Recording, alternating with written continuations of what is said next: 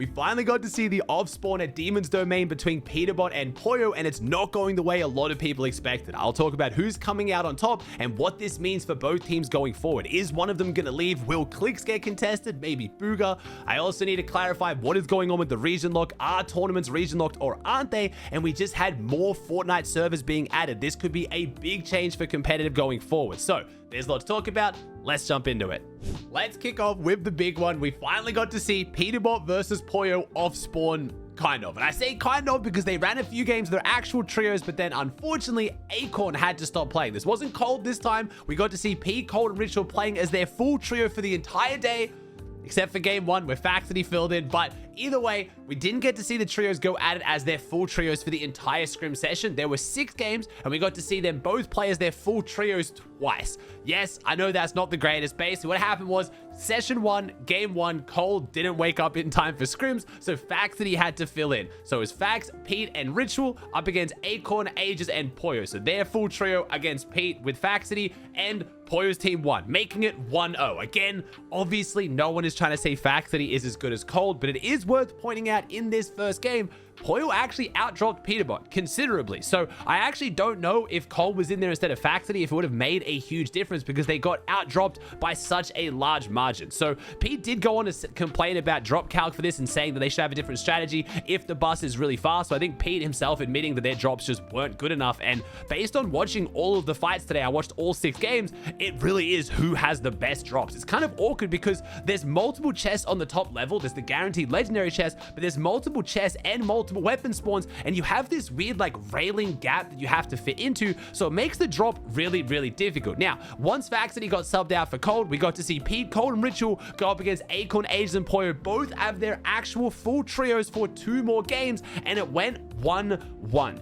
Pete's team outdropped them one time and wiped them completely. They managed to pickaxe Pollo and take him down because he got the gun first. Pete beat Aegis and Acorn for the gun, and then it was a clean 3-0 wipe there. They took them all down, and no one actually got finished. The next one was way more fun. This was one of the most fun of spawn fights I have ever watched. Pete and Pollo going at it, pressuring the reboot. I'll show you how it ended so you can judge who you think was playing better. Pollo has been practicing. He's got a great outlaw shotgun now, though. We're going to take down the NPCs. The NPCs are actually putting pressure on Pollo right now, making this one a lot more difficult to deal with. This is wasting what little ammo they have. Aegis literally has no SMG bullets, 3 shotgun bullets. This is a war of attrition right here. This is an absolute slogfest. Cold and Ritual are going to just hold down the priority on the reboot van. They're going to pressure the reboot. The double reboot off the shield bubble. Did we play it too early? We played it too early. We played the shield bubble way too early. What happened? Did we mistime it? That's a bit awkward. What the f? Well, that's a bit unfortunate. Shield bubble comes down. No, we're going to try and go for the res. Now we're getting pressured. Shield bubble's still down. Cole and Pete are going to double it. Can Pollo come and maybe cancel it? Pete's going to go spawn in the sky again. Can Pete get down? Pete spawns in the sky. Does he get down? Pollo and Aegis are both beaming him. No, but he's knocked nearby. They can pressure the res now. Ritual and Cold holding it down. Peterbot's behind the builds. Aegis and Pollo aren't making a move just yet. Wait a second, though. Cold and Ritual try to take that chance to double. They're going to try and double jump on Aegis. They don't pull it off, though. Cold goes down. Aegis wins the trade. Ritual now in the 1v2. Goes for the reset, but he's only got a gray twin fire. It's not going to hit hard enough. Ritual's going to do some more damage, but Pollo is going to close this one out. Aegis standing strong, even getting rushed in the 1v2, and takes down Cold. We got to watch that back. We got to watch that one back from Aegis POV. This fight was so incredibly fun to watch, and I hope more of the spawn fights here go down like this. It was a really, really awesome display of skill, decision-making. There was a lot of really fun aspects to it, but I'm going to be honest, most of the spawn fights are just a 50-50 for the top of the building. Whoever gets down first wins the fight. But in the 2 games, we got to see Pete's full team versus Pollo's full team. They went even 1-1. Now, for the last 3 games of Session 2, Acorn wasn't playing and Yumi was playing. NA West FNCS champion, who is still friends with Pollo. So a very good player, but it's not Acorn. So a lot of people expecting that Pete's team would have the edge.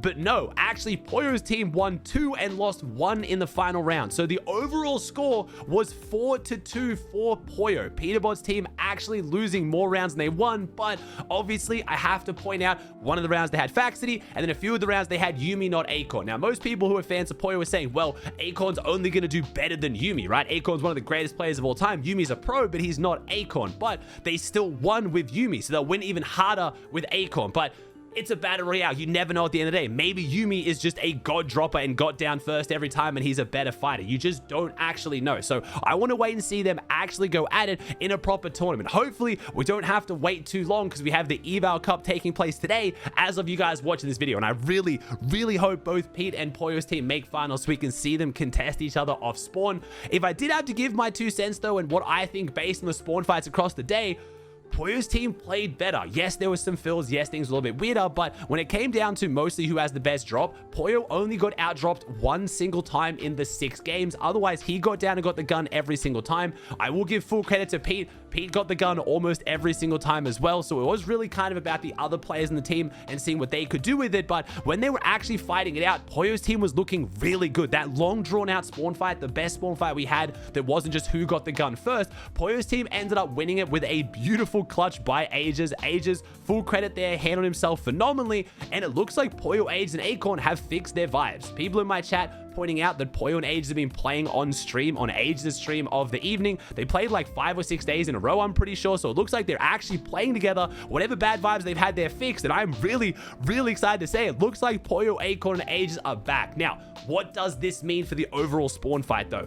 I don't know if either of them are going to leave. This is a bit of a sketchy time right now because we have LAN right around the corner. Both these teams are qualified for LAN, so Pete has this, reputation to uphold of never leaving a drop spot. Pete basically, I don't think has ever left a drop spot that I can think of in his entire career. That is a very big, mark you want to have going into your reputation for globals. That's why he got uncontested last globals.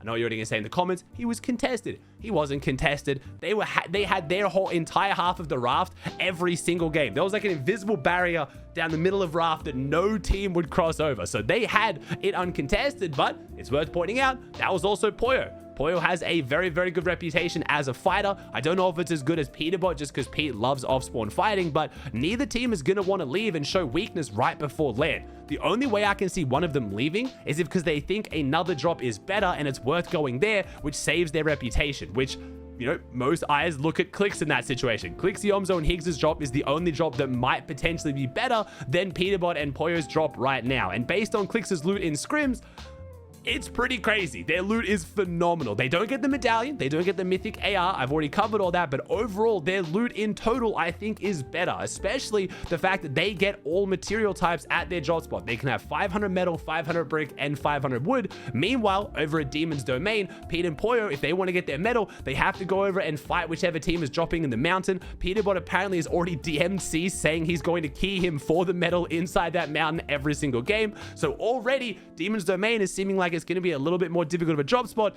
than Clicks' drop over at the Hero Academy. So I'm not entirely sure where that factors into them leaving their drop spot. Right now, Pete and Pollo's team have made no indication they plan on leaving the drop. They plan on going against each other every single game. And while both of them are doing quite well, I can't see why they would. I just don't see a world where we go the entire season with them griefing each other. But at this point, it's looking pretty crazy. Both of them are locked in. It's worth mentioning they have the same coach as well. So this must put Razaru in a bit of an awkward situation. I don't really know how you handle that as a coach in these situations when two of your clients are contesting each other, but it's making for some good content. I'm totally here for it.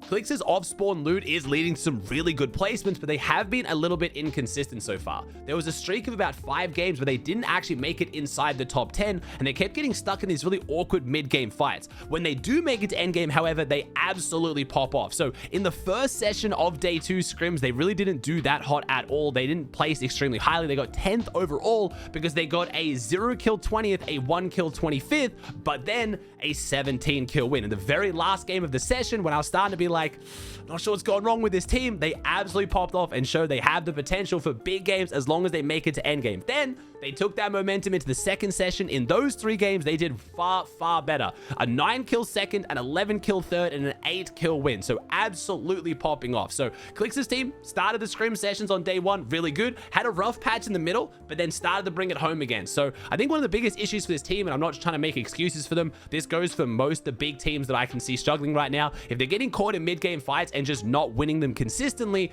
a lot of it is down to these base boost gauntlets. They are insane. Most of the big pros have already tweeted saying they need to get them out of the game. I would love to see them nerfed, not vaulted, because I think they're a really fun, cool item, but they are pretty absurd. Just being able to launch them at boxes and just blow them up and explode them and launch them out and just keep shooting, they are a little bit ridiculous, which obviously is going to lower the skill gap of fighting. So some teams are, handling the chaos really well and playing super consistent, but certain teams that are used to playing very, very methodical, very, good Fortnite, close to, together, box fights, different angles, like Clix's team, are struggling a bit when they're getting blasted around the map. So I'm not super worried for Clix's team's up and down performances. I think their good performances show the strength they have right now. I think the bad performances, they could have played better. I'm not just going to say, they haven't made any mistakes, but a lot of the times I see them go down, it's just because they get griefed by someone shooting the base boost and they just kind of go down. There have been a few fights where I've seen some other teams really hold their own up against Clix, Higgs, and Yomzo, which has been really cool to see. Zen's team, for example, taking a straight 3v3 with them and playing really well. But I do also want to highlight an insane solo clutch from Clix, absolutely popping off in one of the scrim games. See if Clix can find the shot. Nice, good angle. Holds the angle with the shotgun out. Player jumps in the box, but he has the stare. Bit awkward with the dashes. Clix does still have 2 dashes and 3 med kits. Clix going to play the heal off back here. Winners versus Zen and see what Higgs can do. Wait, Higgs has got a bunch of meds as well. Shit, Clix and Higgs got white heals for days right now. We're stacked. Absolutely stacked. Higgs gets jumped in on, but Higgs goes down to Bolt. That could be good, though, because Higgs still has the chug jug, right? To give Clix. Yep, nice. Clix is just playing maximum heal off right now. Meanwhile, Kanata trying to solo clutch it in zone. Only has 40 in his chug jug. Stacks is here. 4 teams, 5 players. Wait, Clix can win this. Wait, Clix can win this if it's not Storm Sickness. Wait. It's 1 duo and 2 solos. Come on, Clix. We talk about the solo clutch. Come on. How many fucking chug jugs are there? Oh, chug. Bro, it's just a trail of chug jugs. What is happening? I'm not mad about it. Nice. Just top us up to 150 here. This is good. The solo clutch. Ooh. Nice. Takes down 1. 1v1v1. 3 solos. Clix got 14 builds left. Takes down Pollo. Nice. 1v1v1. Kanata's one of them. Siphon comes out. Kanata's got the high ground, but Clix with the dash. Beautiful high ground retake here. Cynic's on the low ground. Kanata trying to get what little mats he can. Clix has the advantage. Kanata goes up. Beautiful dash. Can't hit the 180. Goes back in. Puts the pressure on Cynics. Clix is loving this right now. It's a 1v1 on low ground. Clix can just spray down. Apply the pressure. Kanata wins, and it's a 1v1. Clix versus Kanata. 2 of the OGs. 0 builds for Clix. 8 for Kanata. Clix has the health advantage, but he can't get the chug jug off. Great play from Clix. Knocks him back out in zone. Clix goes to the moon. Can he hit the shots, though? Kanata goes up, and Clix wins it. WR solo clutch from Clix. Hits the icon emote for the extra flex. 8 elim win, baby. What a solo clutch. W. When Pete, Cole, and Ritual did make it off spawn, they had pretty solid games with a bunch of elims, but didn't get those really high placements that you'd probably hope for the reigning champs. They got a 10-kill 11th and then a 13-kill 9th, so still really good placements. Again, we did start to see Cold pull off the troll skins. He was running around as the chicken from Family Guy towards the end, so I don't know how serious the team was playing it towards the end, but I really want to see this team lock in and take it seriously, because Pollo's team right now seems incredibly locked in on this spawn fight. I don't know what's happened with Pollo, Acorn, Ages, but a switch has been flicked, and they are really locked in to try to win their second FNCS this chapter. We had some other cool changes in competitive I want to talk about. Fortnite has already addressed one of the main issues with the rank up system in competitive. One of the things teams were doing was deliberately building up, dropping down, dying to full damage, and getting res by their teammates to give the 100 rank up that you got for resing them. Fortnite thought ahead, and they made it capped where you can only res 1 player each to get the actual rank up. They thought that was still too much, and now instead of giving 100 rank, it only gives 25. So Fortnite has seen that pros are doing this, they don't like it, and they have heavily nerfed the rank up from resing people. people, making it even harder to get high rank now. And I love the fact that Fortnite is paying very, very close attention to the rank up mechanic, because that is going to be one of those big mechanics that could make or break this season. Now, we haven't seen any other adjustments to the meta. I know there's been a lot of talk about having the scan be nerfed, having the base boost be nerfed, having this be buffed. Fortnite hasn't done anything yet, but I'm guessing they're waiting until the eval cup to really evaluate how these items work, and then we might see some nerfs. So hopefully I'll be able to make a video tomorrow after the eval cup talking about how the tournament went and seeing if we do have any adjustments, or whether Fortnite's going to wait a few more days to make these changes. I really want to see them change before at least the first div cup, so we can start to get a taste of what the season's going to look like coming into FNCS. Fortnite has also just added a new server to the game. Now, I know if you're from South Africa, you're probably jumping for joy right now, assuming it's you. Sadly, it is not. It is also not NA East being added for competitive. It is Dubai servers. Now, I don't know a lot about the Middle Eastern servers or ping. I thought Dubai actually wasn't getting that bad ping, so I'm not really sure why they've added a Dubai server. I know this because of a Syrian, by the way. It's only a test server. They haven't enabled it just yet. Don't know if it's going to be anything for competitive. It could just be like a server for creative and pubs and things like that. Just like how, you know, you can have different servers around NA. Like there's Ohio servers you can play on for creative. So it might not be anything crazy, but it is cool to see Fortnite is still adding servers, and hopefully that does give some hope to regions like South Africa that have been asking for them for years now. Fortnite is still evaluating whether they have servers in the best location, and there is still hope they might change them in the future. We also finally got clarification on what is going on with the region lock for the div cups, and in usual Fortnite's fashion, nothing has changed. Despite them changing the wording, posting it in 3 different locations in different ways, confusing everyone, the region lock has not changed. It's the same as it was for last season, the season before that. So basically, once you play a division on one region, you are locked to that division for the week. Let's say you play Division 2 NA Central. You can only play Division 2 on NA Central for that week, but you can go play Division 3 or Division 1 or whatever division you are on other regions. The tournaments aren't region locked. You can play them on multiple regions. You can just only play one division on each region, which is exactly the way it already was. So I have no idea why Fortnite felt the need to confuse everyone by changing the wording. Don't panic. You can play as many regions as you want.